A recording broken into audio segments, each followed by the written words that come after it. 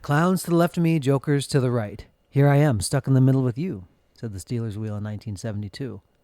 It's a funny lyric, one of my favorites, but this sentiment has increasing relevance today in the real world. Because how can you accurately judge how far off center you are unless you first have the idea of a center? Is the middle just a weak confederation of compromises where nobody's really right or wrong? Or is it actually the central gravitational force in the solar system of ideas and philosophies that we can all find our orbit within?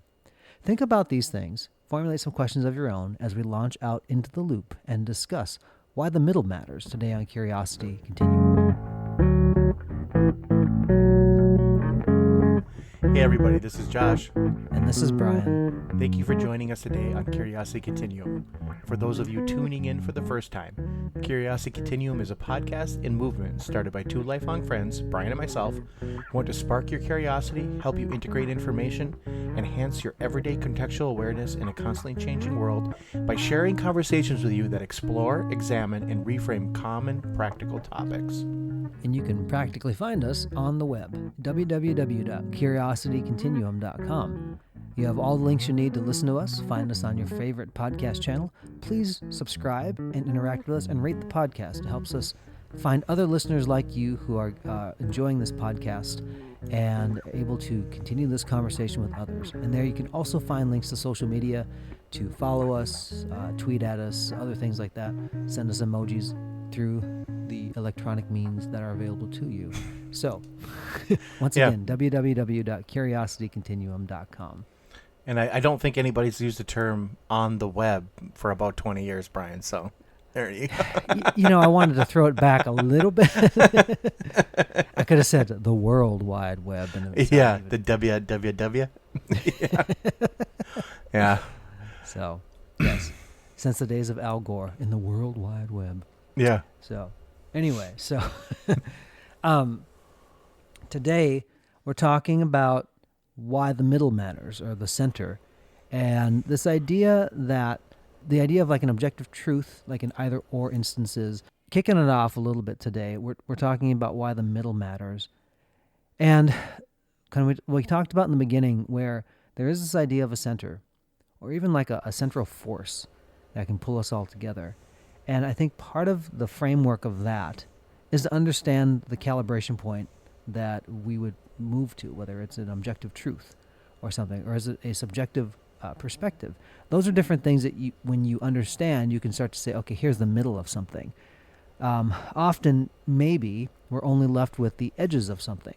But just because of the existence of edges means that there's something there in the middle to take a look at. Increasingly, I think we've been exposed more and more just to edges. And there's a good time now, I think, to be able to start re-examining the roots or the center of something to understand how we got to where we are. Yeah, I totally agree, Brian, that we've been exposed to the edges of, the fringes of, we would call it fringes of society or whatever. And because we think of that as the edge, or, for example, in politics, the far left or the far right, everybody's talking about that, but they don't really talk about the people in the middle or the things in the middle or the central ideas. So everything comes from this central point, which I do think that is important to realize. When you have a continuum of folks and they're on it, it's important to understand where they're orbiting so that you can understand one another. So, Josh, you and I have been friends for so long. We have a common vocabulary, which we've built over 3 decades. So it's pretty easy for us to, maybe screw up something we've said and you go, oh yeah, I know what you're saying, Right. Just because we've gained that. But so often now there are so many different worldviews, especially, that are coming into play. You have different experiences. You have different cultural things. You have different geographic regions that are now closer than ever before. And while we tout that we are a more connected world than we ever were before, I beg to have you consider that we actually have to put more effort forward now to make sure that we still have those common places where we can start that. And some of that is honestly just defining the terms. Right. And also some of that, I really do believe that as people, like, we get more interconnected on a more personal level with social media and all that kind of stuff, you're exposed to all these different views and different ideas that are different than our own. Doesn't mean that they're wrong. It doesn't mean that they're right. It just means they're different. And it constantly makes us look inside ourselves to look at our own center of ourselves, for example.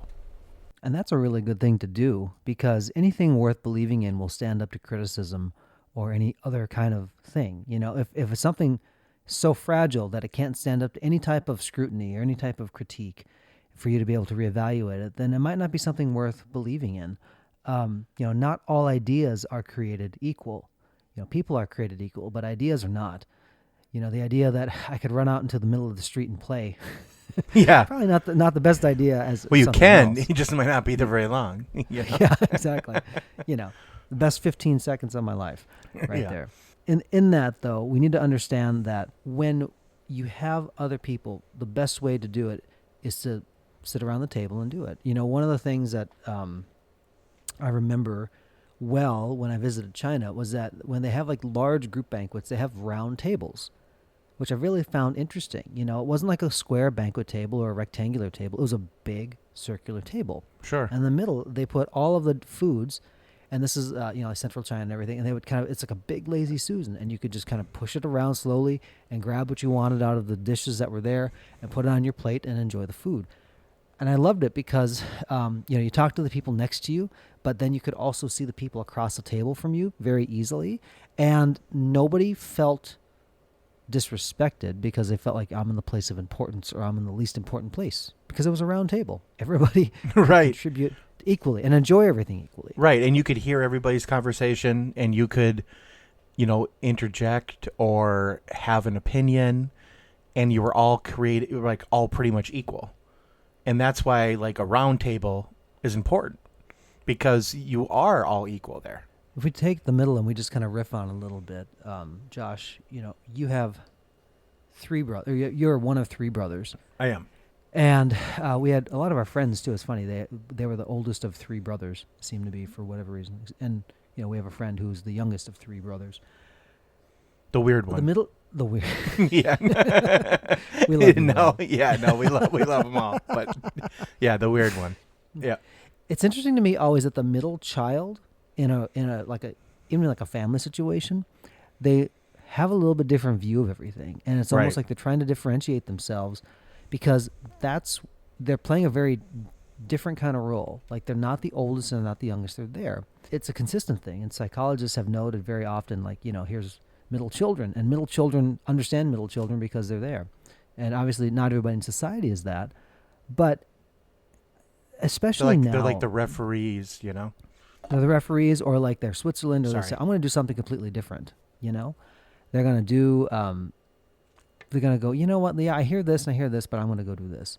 And sometimes those people are the most creative folks, or sometimes, hopefully they're not the black sheep of the family or whatever like that. But the idea is that sometimes you're trying to differentiate yourself. And I think in a culture now where everybody's exposed to a lot of other different things and everybody's trying to be different about it, and so sometimes the only ways that people get attention is by gravitating toward an extreme.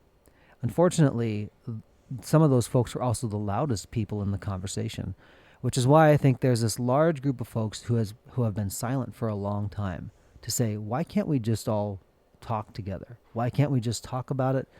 Why can't we come around a table and do this? And it's because increasingly more and more and more, the voices that are the loudest are on the edges.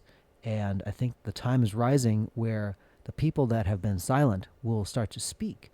And it's important then, as they speak, that they're going to bring a third perspective into something that's going to help everybody. Right. And the third perspective is probably, it's not only really needed, but it's also probably, to be honest, it's a little combination of both. Because I find myself, like just personally myself, I do find that I have some more like views. I might be more leaning one way on one topic, but another way on another topic. But I always seem to come back to the kind of like for me anyway, what I consider kind of the middle ground of this, where I can see both sides, but this is where I stand. And I think that's important to realize. The other thing to keep in mind also too is like, what is your center? As in not like, what's the balance point, which is important, but how are you internally calibrating? Because that's important. Sometimes you realize, oh my gosh, like I need to look at that, or like this is good and this is right, or You compare it to something else. Go, oh yeah, that makes sense. Every car goes into the shop for a realignment every now and again to make sure is it still doing what it's supposed to do, what the factory specs initially said. And so whatever you have programmed in as your factory specs, it's always good to double check to make sure, am I orbiting in the place where I need to be? Because it's really easy for human beings to kind of swing the pendulum from one side and then go back to the other side because they feel they need to go to Yes. the other side to compensate because they were Right. so far that way. And, by inertia, yeah, that may make sense. It's actually harder to just pull it back to a balance point. And somebody said when you're talking about the middle and you're talking about the fulcrum, it's when there's like that tension on both sides, and it's not leaning one way or the other, but the point is to walk in those things in tension, and then that's actually where you find the balance, is in that center point. Right. Yep. We're going to put a comma in the conversation here, and we want you to consider these things. We want to challenge you guys. We want to challenge you that, where is your center? And, who do you draw from? Where are you finding balance? Where is there tension? Where can you improve in your life to just feel more centered in general? And who are you talking to that's different than you, that's going to provide a counterbalance to the things that you're believing? Right, because it's super important to find people with other views than you. I always think it's important to challenge your views. Those are hard conversations, but they're necessary conversations. So we trust that you will have a lively conversation or 2 or 5 between now and next podcast.